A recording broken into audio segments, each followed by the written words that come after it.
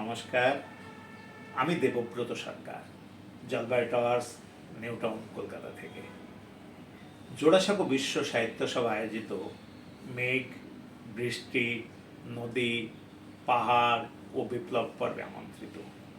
আমাকে আমন্ত্রণ জানানোর জন্য এই অনুষ্ঠানের কর্ণধার বিশিষ্ট কবি ও সাহিত্যিক শ্রীযুক্ত শঙ্কর হালদার মহাশয়কে জানাই আমার আন্তরিক শ্রদ্ধা ও কৃতজ্ঞতা।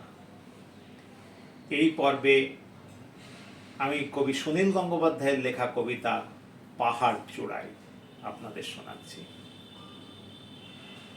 অনেকদিন থেকেই আমার একটা পাহাড় কেনার শখ, কিন্তু পাহাড় কে বিক্রি করে তা জানি না। যেটা দেখা পেতাম দামের জন্য আটকাতো না। আমার না একটা নিজস্ব নদী আছে, সেটা দিয়ে দিতাম পাহাড়টার বদলে। কে না জানে পাহাড়ের থেকে নদীর দামই বেশি। পাহাড় স্থানু, নদী বহমান। তবু আমি নদীর বদলে পাহাড়টাই কিনতাম, কারণ আমি ঠকতে চাই। নদীটাও অবশ্য কিনেছিলাম একটা দ্বীপের বদলে।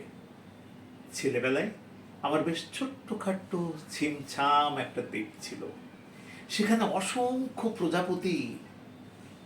শৈশবে দ্বীপটি আমার ছিল বড় প্রিয়। আমার যৌবনে দ্বীপটি আমার কাছে মাপে ছোট লাগলো।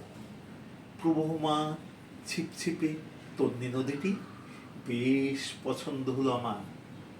বন্ধুরা বলল, ওইটুকু একটা দ্বীপের বিনিময়ে এত বড় একটা নদী পেয়েছিস, খুব জিতেছিস তো মায়েরি। তখন জয়ের আনন্দে আমি বিহ্বল হতাম। তখন সত্যিই আমি খুব ভালোবাসতাম নদীটিকে। নদী আমার অনেক প্রশ্নের উত্তর দিত। যেমন, বলতো আজ সন্ধ্যাবেলা বৃষ্টি হবে কিনা।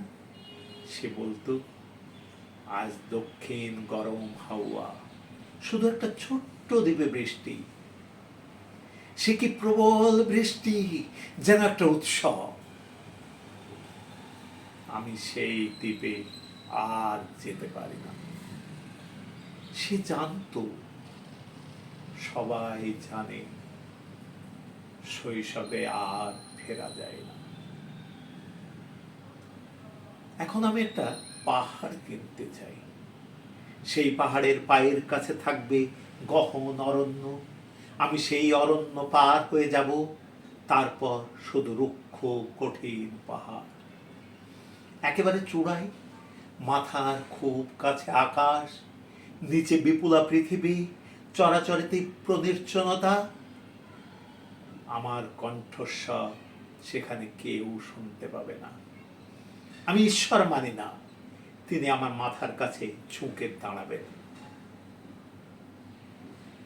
আমি শুধু 10 দিককে উদ্দেশ্য করে বলবো, প্রত্যেক মানুষই অহংকারী। এখানে আমি একা, এখানে আমার কোনো অহংকার নেই। এখানে জয়ী হবার বদলে ক্ষমা চাইতেই ভালো লাগে। হে 10 দিক, আমি কোনো দোষ করিনি, আমাকে ক্ষমা করো, আমাকে ক্ষমা করো, আমাকে ক্ষমা করো।